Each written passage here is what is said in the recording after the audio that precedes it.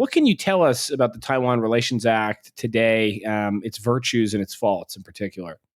Well, Taiwan Relations Act is actually the landmark piece of legislation in the U.S. history.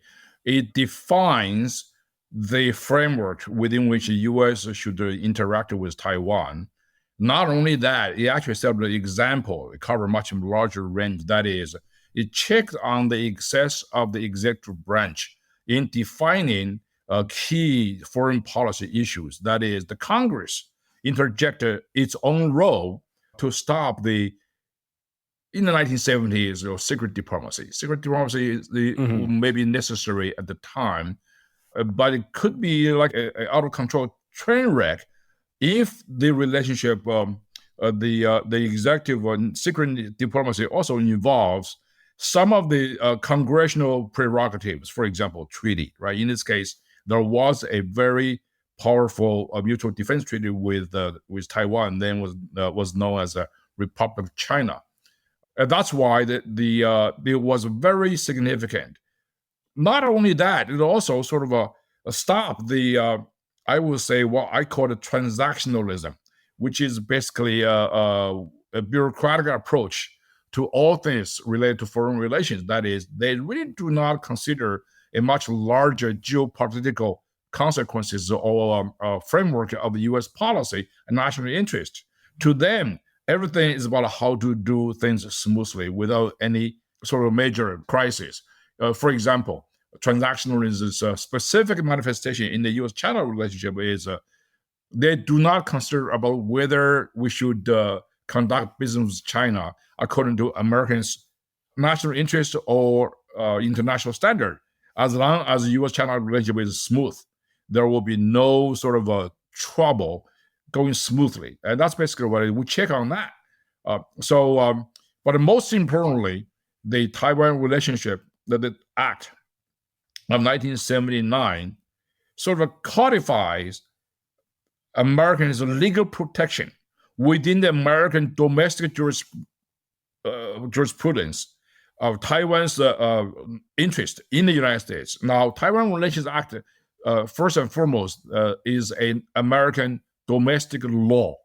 So it basically defines Taiwan as a ally, a country diplomatically recognized by the United States, no different from any other country with such a legal protection, and particularly its property, its legal status in the United States. But perhaps most importantly, it deals something. It has something with Taiwan's security. Taiwan Relations Act commits the United States to Taiwan's defense capabilities. So that is probably the essence of this Taiwan Relations Act. Last but not least, actually, Taiwan Relations Act promotes the idea of human rights. It emphasizes the elements of human rights in U.S.-Taiwan relationship. This was necessary because this was 1979. Taiwan at that time was still an authoritarian regime. The Taiwan Relations Act of 1979 was the most important inspiration for Taiwan's pro-democracy elements. And they were encouraged by the Americans' stand. We wrote that into this landmark piece of legislation, and it was very important. I might even say instrumental in what Taiwan has become today. That is a full-blown democracy with freedoms that not enjoyed by China at all. So that's a very good side. There are some other sort of the bad side of this Taiwan Relations Act, and mostly as a result of the limitations imposed by history, by the historical context. That is, it did not really challenge the legality of a Carter administration's unilateral diplomatic switch from Taiwan to Beijing. Yes, the diplomatic recognition as President Carter insisted, he was right. It was an executive prerogative. The president can do that. But it neglected congressional prerogative too, as I said earlier, because the U.S.-Taiwan relationship at the time involves a lot of treaties. Treaties has to be ratified or nullified by the U.S. Senate. So in this case, particular nullification, who has the right, congressional right? Now, there was a lawsuit launched by a senator from Arizona, Barry Goldwater, accused the Carter administration of the unilateral illegal nullification of this mutual defense treaty with Taiwan. The Supreme Court shot back saying, no, we're not going to take this case because for Supreme Court to rule on this, Senate must send a dissent to the White House's decision to nullify this mutual defense treaty, but the Senate failed to take action, and that's why procedurally this case didn't go anywhere. I think if the Senate did take up the case, I think the result might have been different at the Supreme Court. Now, finally, there's also the ugly side of this Taiwan Relations Act. It basically remained acquiescent and silent on Taiwan's sovereignty and international representation issue. To recognize China's international status at the UN is one thing, but to abandon Taiwan's international representation, that's another. And I think the Nixon administration, as well as Carter administration, had the instinct of keeping PRC and Taiwan both at international organizations. That would have been the right thing to do, but the Taiwan Relations Act basically, acquiesced that kind of arrangement, that is, abandon Taiwan and give China 100% international recognition. So Congress and the law, the Taiwan Relations Act themselves, codify the taboo of considering Taiwan's sovereignty recognition. Nowadays, you don't even want to talk about Taiwan's sovereignty because this is so sensitive. China might get really mad about that. So that's basically one thing. And now, 45 years later, we have to reconsider this issue, which is very, very difficult. The issue, of course, at the time was who actually has the legitimate right to represent China. Is a PRC or ROC, which is Taiwan was known for at the time. The question is, what if Taiwan did not want to be recognized as China anymore? In other words, what if Taiwan withdrew from this kind of a competition for the representation of China? So would Taiwan be recognized as a sovereign country after that? The Taiwan Relations Act has a vision for what Taiwan might be decades down the road, but not on sovereign issues. It's mostly about the arms race, it's about human rights, those sort of things. Another really inadequate part of the Taiwan Relations Act was the exclusion, it's a dangerous exclusion of Taiwan's offshore islands from U.S. protection and defense assistance. Those were mostly Quemoy and Matsu. This is very, very sort of dangerous because it makes them vulnerable to Chinese military adventures. And from the point of view of Taipei, the Taiwan government, those offshore islands have always been part of a Taiwanese territory, sovereign territory. So this may create some kind of problems right now. There are some concepts and the language in this act that are heavily influenced by the Chinese insistence and the State Department transactionalist bureaucrats. For example, the White House insisted in this tense negotiation with the U.S. Congress about the wording of this act that it must use the phrase "the people on Taiwan." The people on Taiwan is very inaccurate. It does not really imply sort of a people's intrinsic cultural, political, economic connection with Taiwan. It's just the people exist on the island of Taiwan geographically at the moment. That would include some tourists from England, from Thailand, from Indonesia, for example. So that's not very scientific definition. The correct phrase should be people of Taiwan or the Taiwanese people. So those are basically the good, bad, and ugly side of this Taiwan Relations Act. And nevertheless, overall, I say it's overwhelmingly positive, very good legislative action. And that has been guiding the U.S.-Taiwan relationship for the better for the last 45 years. And as I said, if you want to hear more about this or read about it, I'd encourage you to check out the China Center's website, where you can also see the rest of Miles' work. For our next topic, Miles, this past week, Japanese Prime Minister Fumio Kishida met with President Biden for a high-profile state visit in Washington. Among several statements made by President Biden, he said that the alliance is, quote, closer, stronger, and more effective than ever before in history. How significant was this visit, and what sort of agreements and actions have we seen come out of it? U.S.-Japan relationship has been the cornerstone, the bedrock of the U.S.-Asia relationship in a way. You couldn't find a better ally than Japan. Most importantly, because of the shared value. Japan has been completely transformed since the end of World War II into a full-blown, mature, powerful democracy. We have some issues here and there, just like in normal countries, just like relatives in the same family. But fundamentally, we share the same blood and the same gene of democratic countries. So we're free nations. Now, every time there's a Japanese prime minister, Japanese leaders who came to Washington, D.C., it's going to be very important from that point of view. This visit by Prime Minister Kishida is particularly poignant and particularly important because the timing is very different. The timing is that Japan, under the leadership of Prime Minister Kishida, went through another revolution in security, in its military defense posture, because Prime Minister Kishida completed the revolution that was started by Prime Minister Abe, but then he basically sealed it and made it a reality last year when he announced a whole bunch of very profound and change in Japan's national security and its capability building. Number one, he came over here to basically do. Number one is Japan is going to spend much more on its own defense, to the point of 2% of its GDP, and that's pretty significant.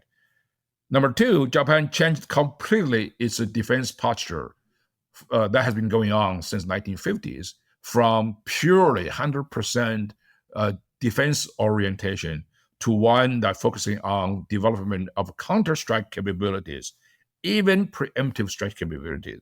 This is very, really amazing. And number three, I think the most importantly, Japan has positioned itself under Prime Minister Kishida, not just the leader of peace and security in the region, but also in the world. Japan actively seeking membership or representation or connection with the NATO, for example. So that's actually is very, very important. So that's why his visit is very important to deal with the United States. Secondly, this is a time of leadership transition. This is a presidential election year.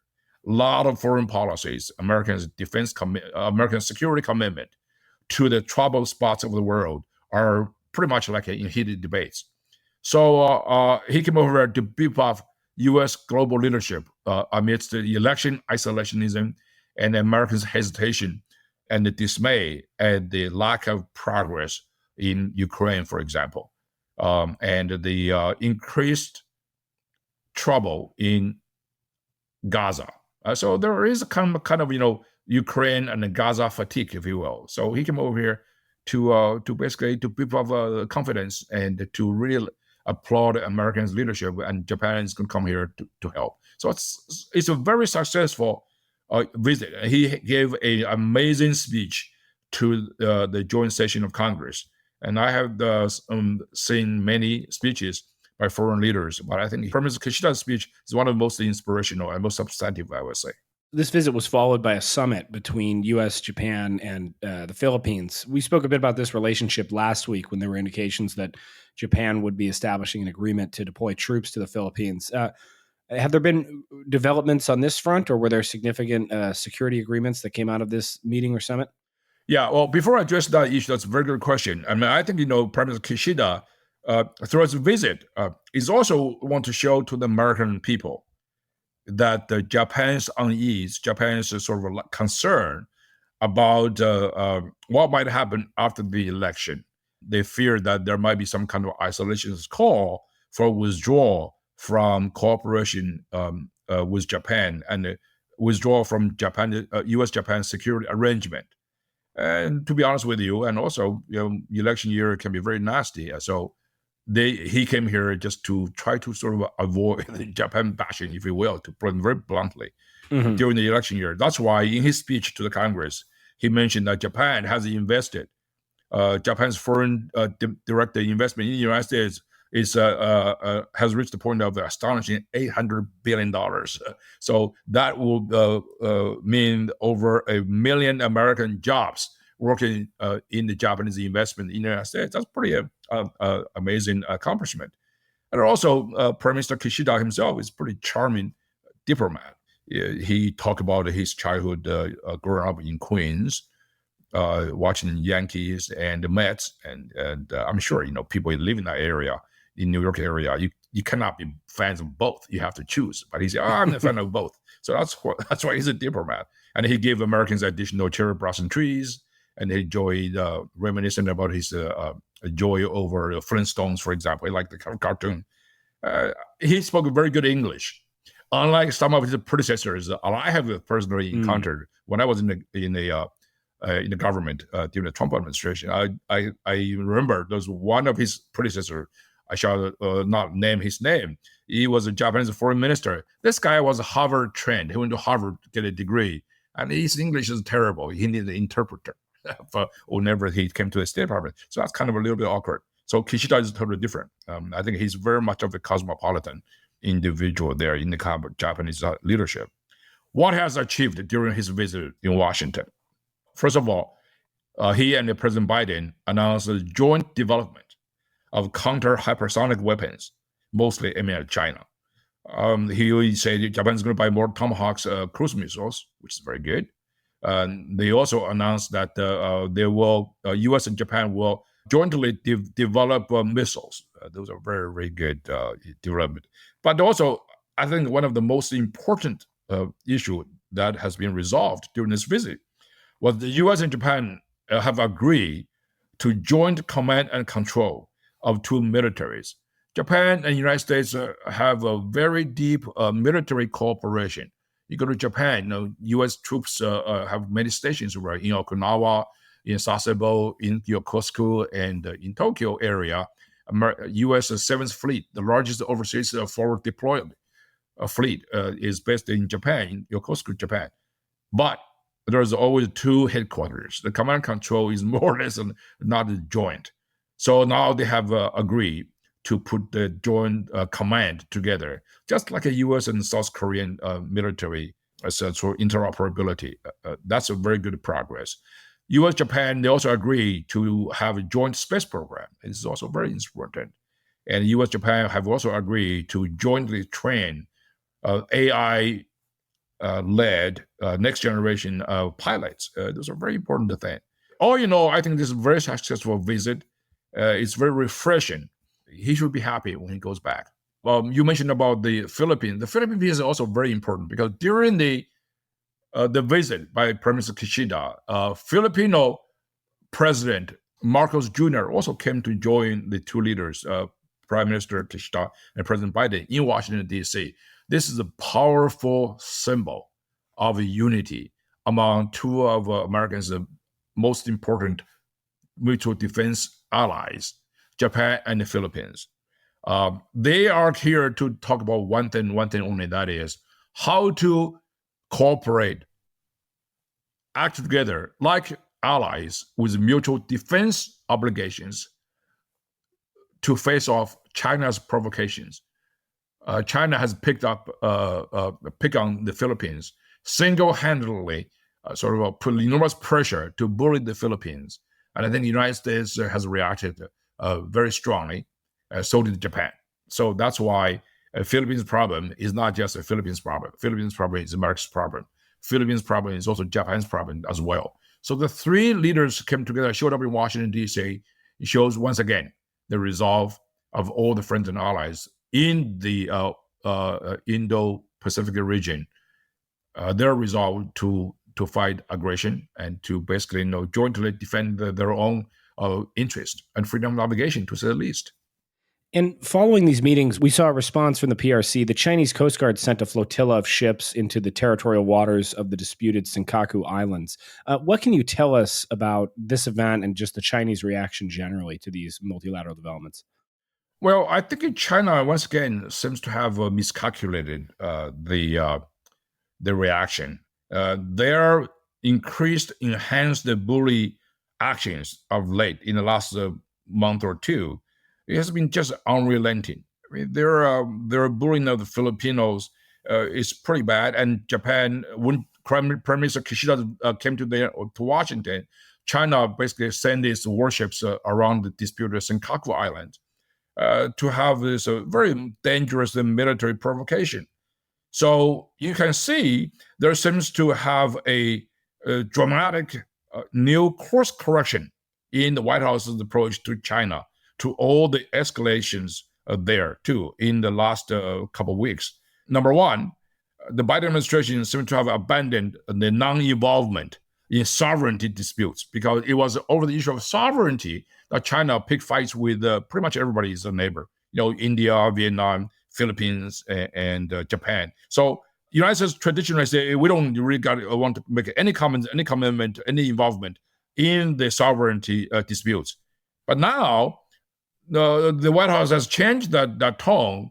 First of all, the White House announced openly that in the Chinese-Indian dispute about this piece of land, China called the South Tibet, and the White House said, hey, listen, we are on the side of India.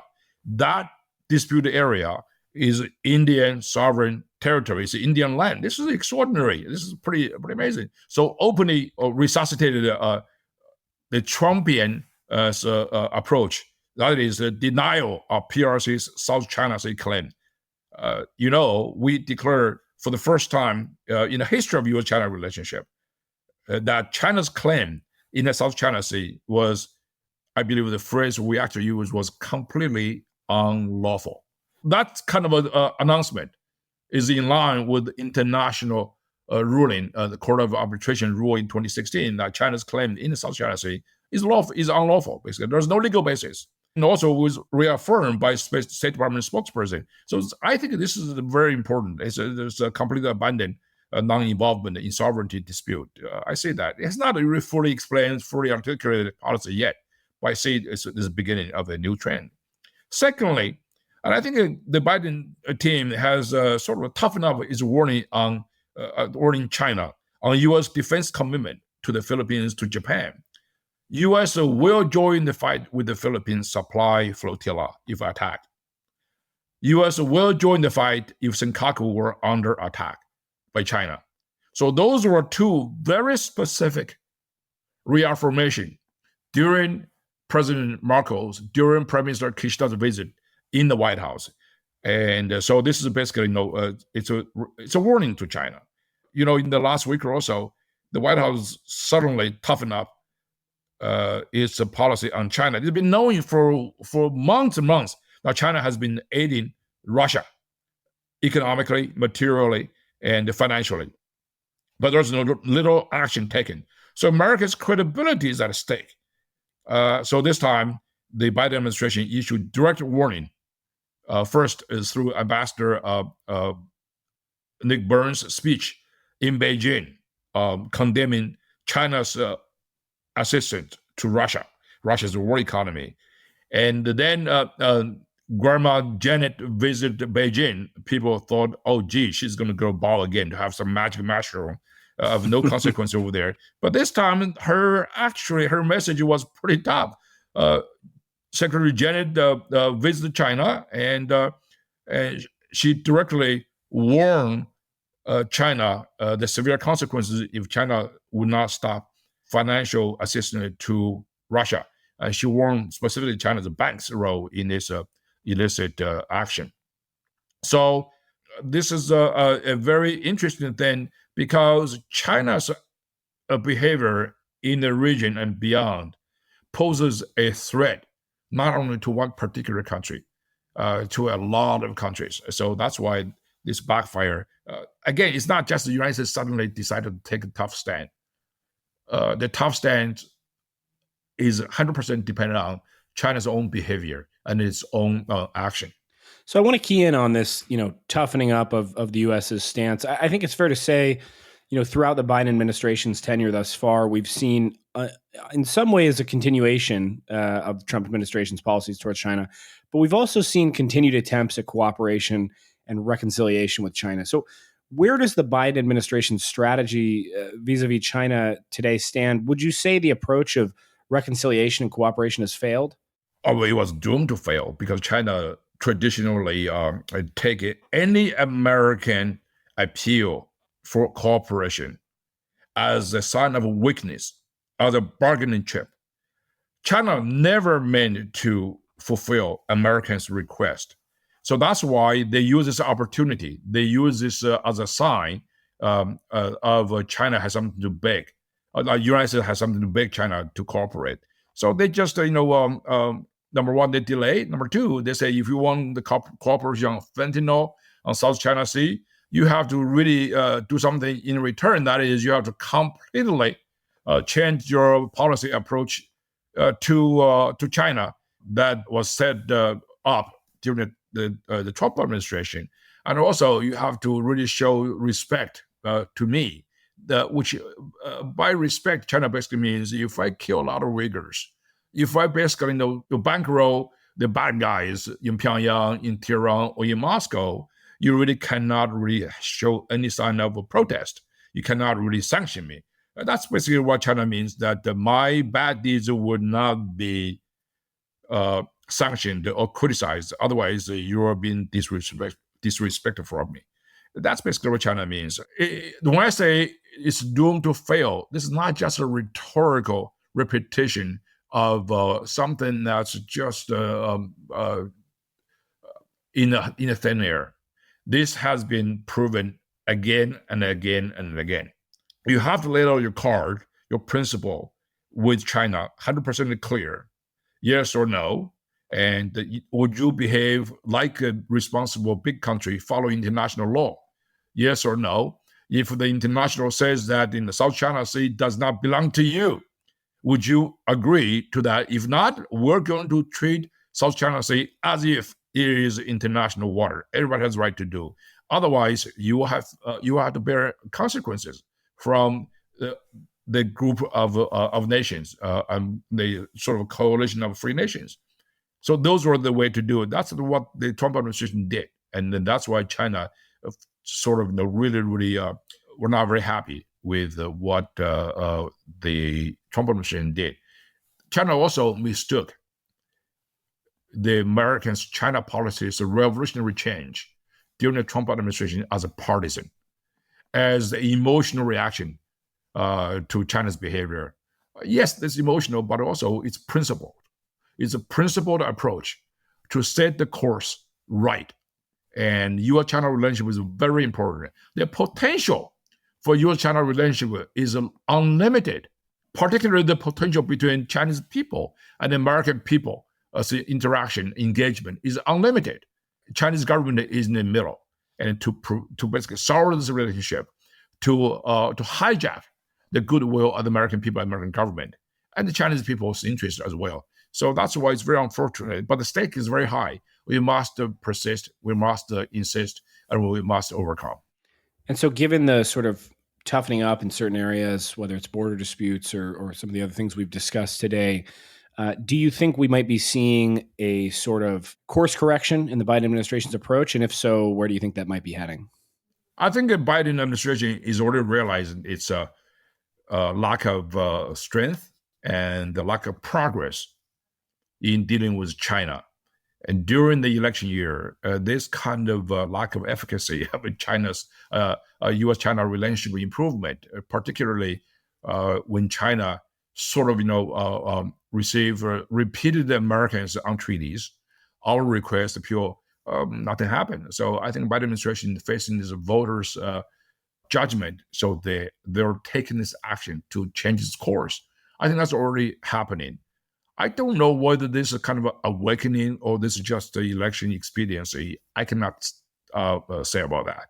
But I do think that through constant practice, the right approach in our China policy will emerge. Hopefully, the Biden administration has learned lessons. If you recall, at the beginning of the Trump Biden administration, on this very show, you and I talk about this issue that They want to cooperate with China. They also want to compete with China rigorously. And I remember what we said. I said, well, good luck. And I think that's exactly what has happened.